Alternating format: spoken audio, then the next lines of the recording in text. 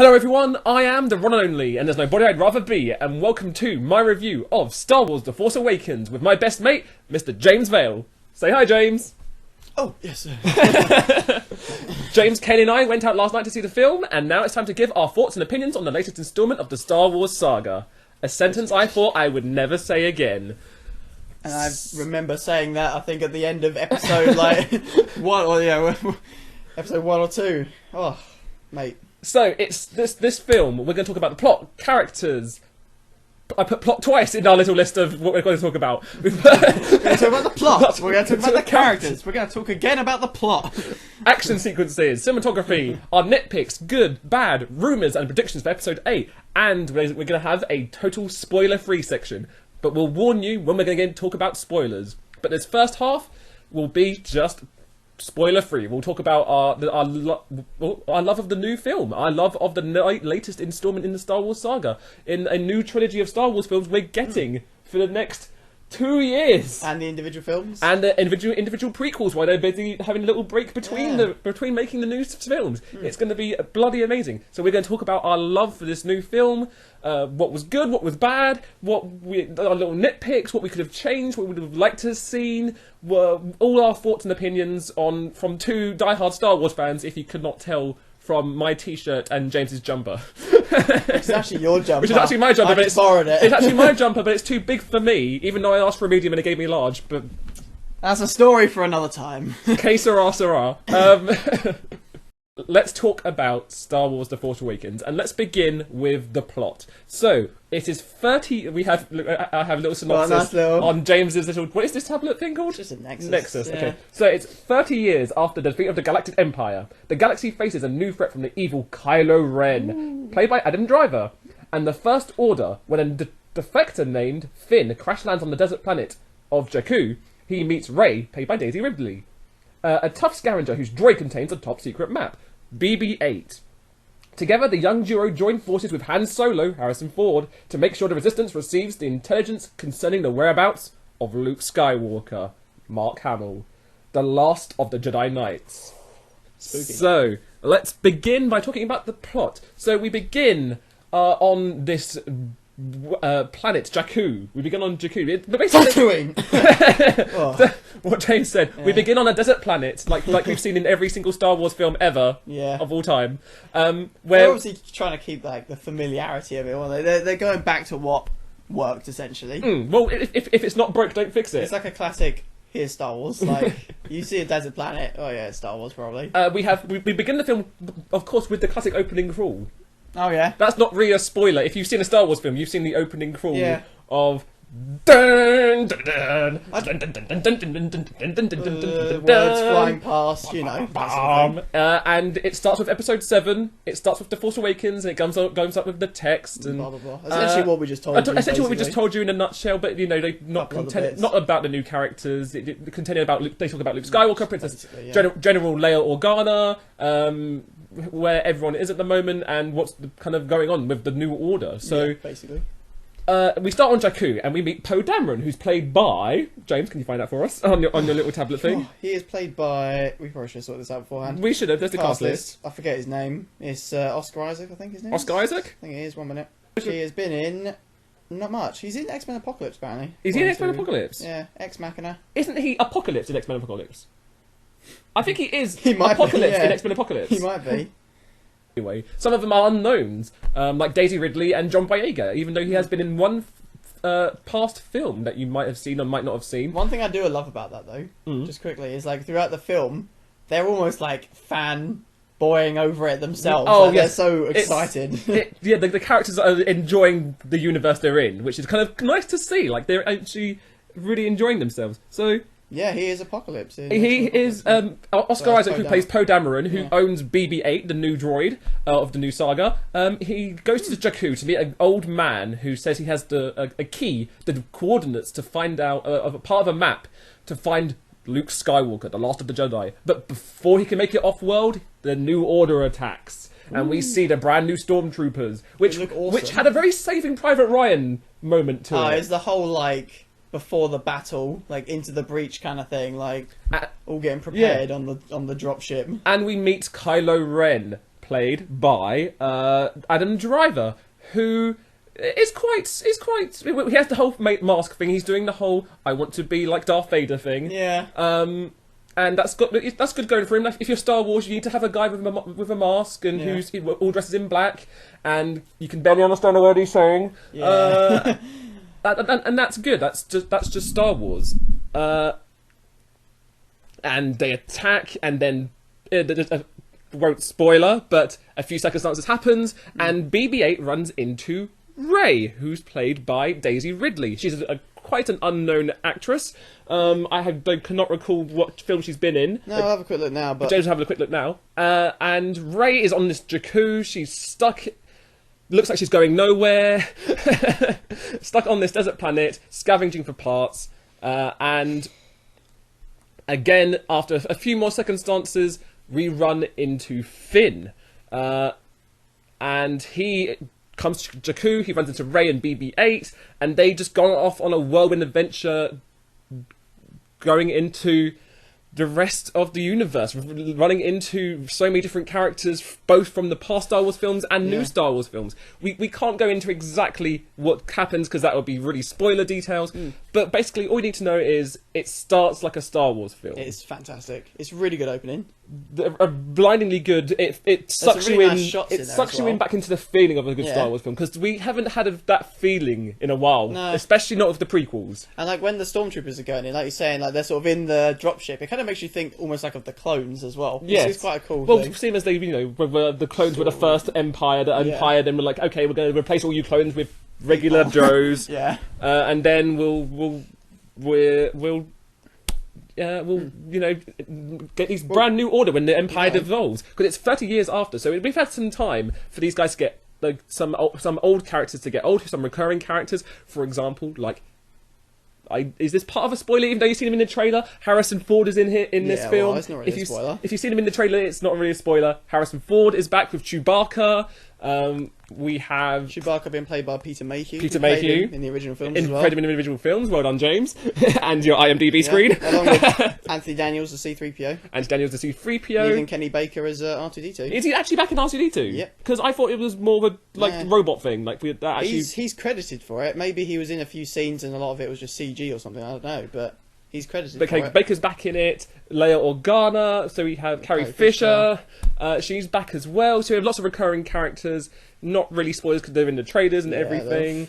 So we have a lot of old characters and new characters meshing together, and it gives we have a lot of back and forth. We have some great back and forth between the new characters and the old characters. Especially Finn, who's basically this guy who's just like kind of he knows a little some things about the universe, but other things he's like freaking out about. He's like, oh, how's this work? I've never done this before, and he has some great one-liners and moments where he talks about where he just blabbers on it's almost blabbering on, almost as if he's the audience himself. Yeah, exactly. He's sort of like fanboying like all the way throughout, kind of thing. We have a lot of fanboy moments as well throughout. This film is littered throughout. Is the ultimate fanboy film. And then you've if got, you like, love Star Wars. Poe Dameron. He's definitely like the new Han Solo in the sense that he's always like really cheeky and like sort of is bringing the banter kind of thing. Yes.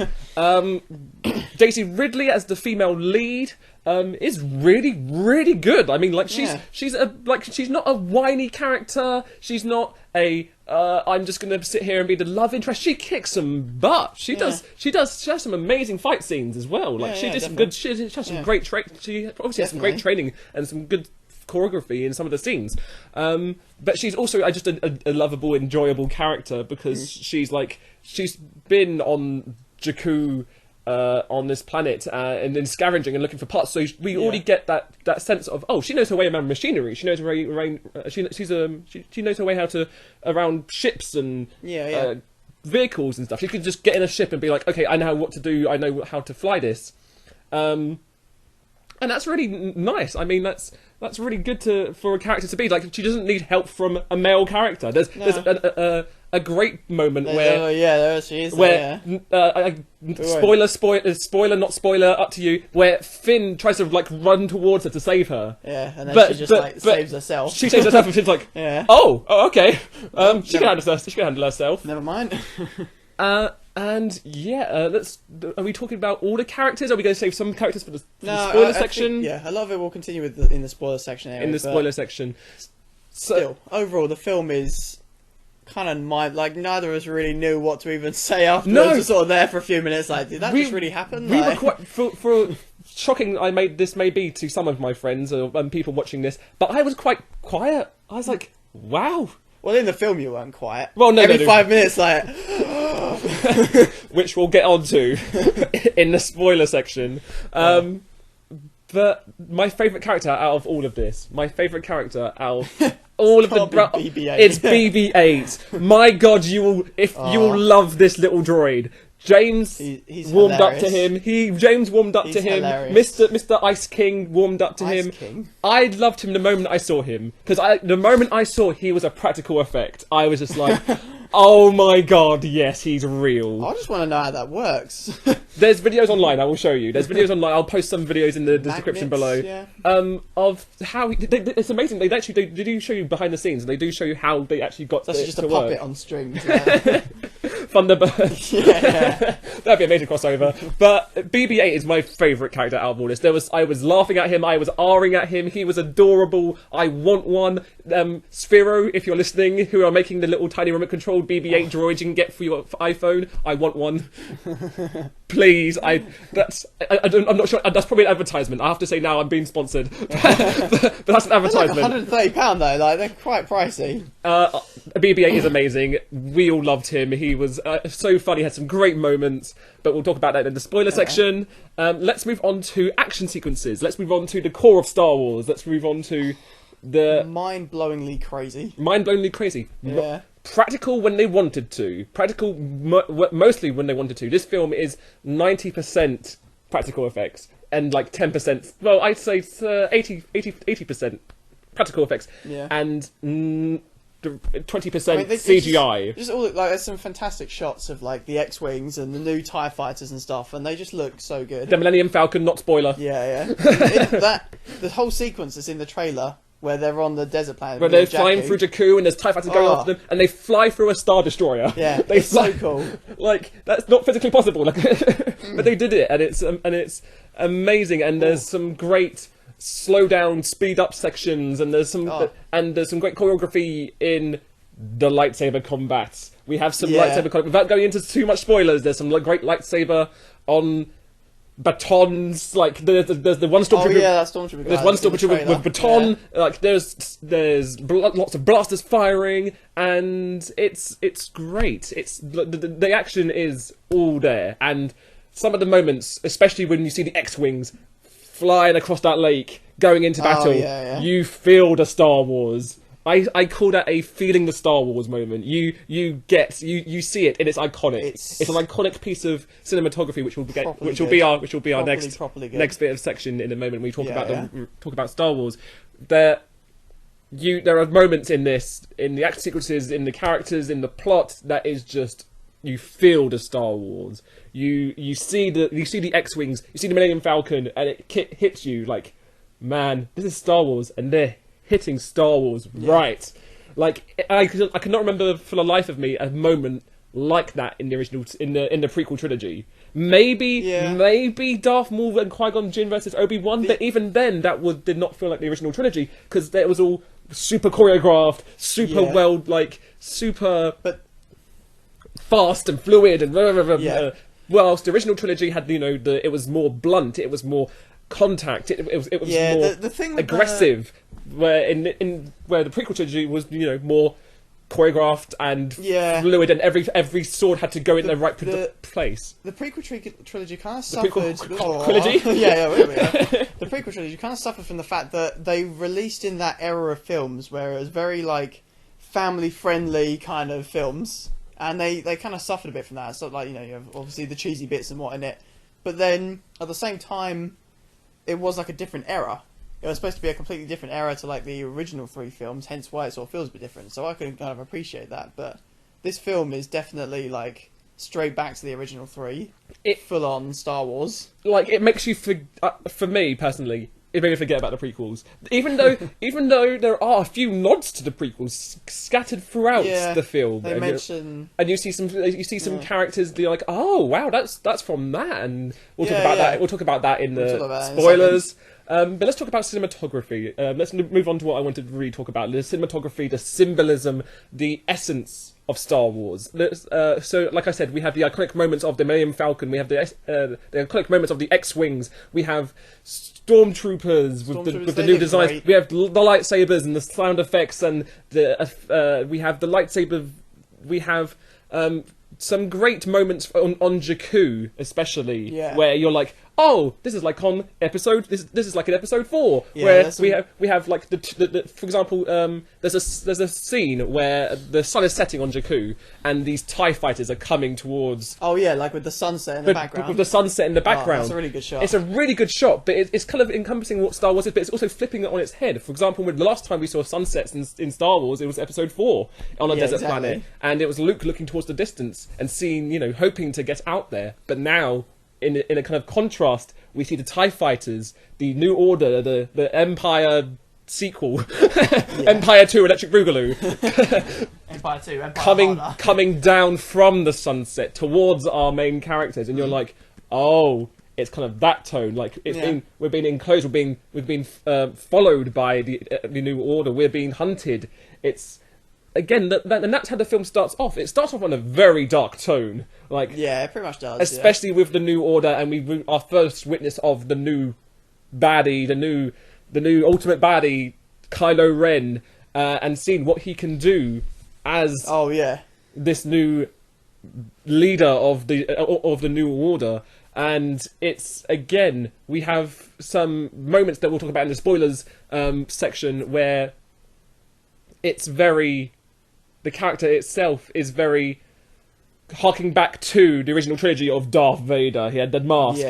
He talks in a weird voice, which is kind of muffled, and you can kind of understand what he's talking about, but sometimes you can't understand what he's talking about, where it's just like... I'll mention something about that in a minute. I just thought of something, but yeah.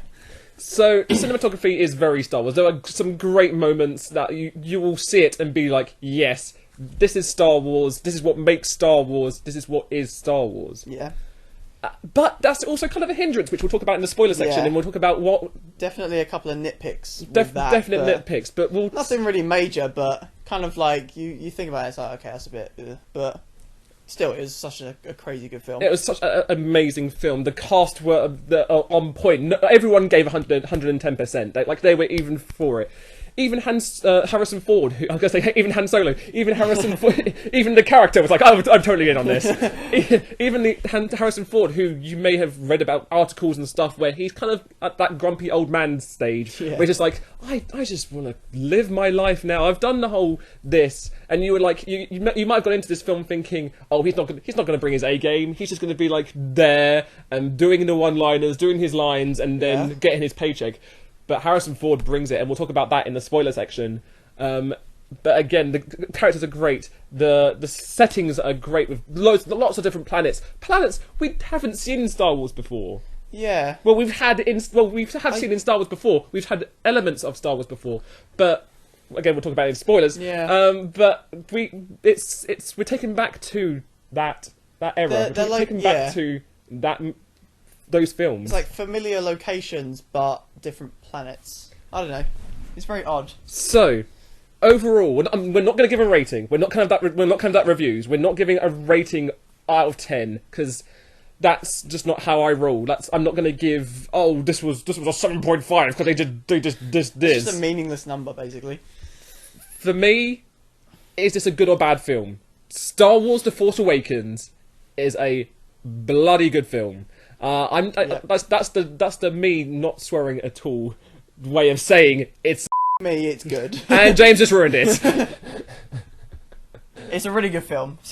Regardless, really, even if you're not that much of a Star Wars fan, you'll be sucked the in. action sequences and everything You'll be sucked in. You'll be laughing. The humour. That's the one thing we did not talk about. Yeah, there's a lot of humour in it. This film is hilarious at points. Absolutely There hilarious. are some great one-liners from the characters and the back and forth that we talked about earlier, and there's some great just little moments in the background. You'll notice something and then that happens, or there'll be BB-8 doing something funny, or there'll be like some bits that are not even funny. Don't even have any dialogue in. There's not even a one-liner.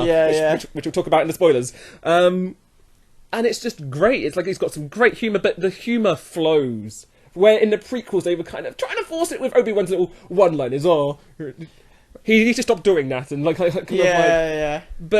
and R2-D2 and C-3PO had their moments, but it was again forced humour. But this one again harkens back to the original trilogy, where the comedy just flew between the character interactions between each characters. So you'd have Finn and Poe back and forth as they talk and fight alongside each other, and the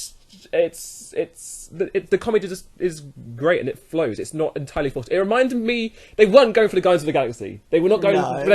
Going for that kind of style of comedy. It was again in the moment, saying the right thing that just brought the comedy together and made it flow throughout the entirety of the film. It worked very well. It did work very well.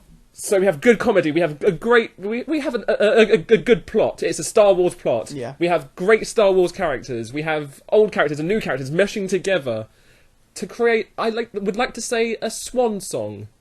This film is a swan song. It is like, if you love Star Wars, love everything about Star Wars, you'll love this film, and it's a great fanboy film. It's a great. I was going to say it's almost like a fanfic. It's a little bit fanfic, but Yeah. we'll talk about that in the spoiler section.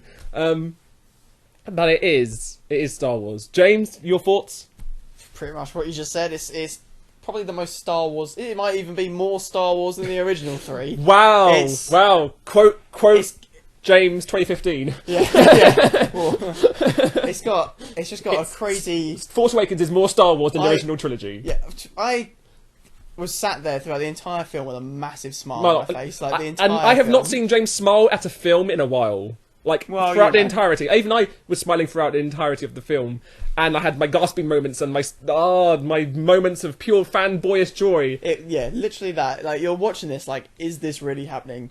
Yes, It is. and you realise, wait a minute, this is happening in our lifetime. Yeah. And there's going to be more films. And for other people who saw the original films and have waited this long to see another Star Wars film, it's just going to blow their minds. Like, the effects are finally caught up with what the filmmakers want us to see, and the practical effects are amazing, and so are the special effects. It's Star Wars. What more do you want? If you love Star Wars, go see this film. Definitely. If you are seeing Star Wars for the first time, if you're catching up on watching the prequel trilogy or the original trilogy, go see this film once you've caught up. Even though don't see the prequel trilogy. Well, I disagree with that. But anyway, can we please talk about spoilers? Do you want to talk about spoilers? I want to talk about spoilers. Here we go.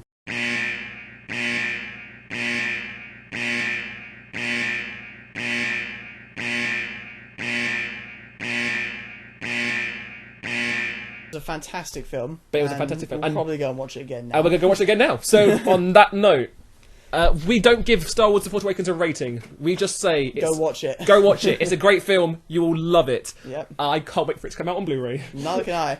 Might go pre-order it now. Or to see it again. We're going to go see it again. Definitely.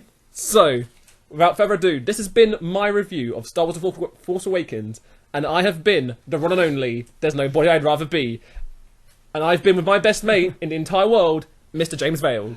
Hello. Say bye, James. Yeah. Hello. Say goodbye. Goodbye. Don't forget to like, comment, share, and subscribe for more. See ya! Bye. Click on the annotation on the screen to go to my Patreon page and pledge.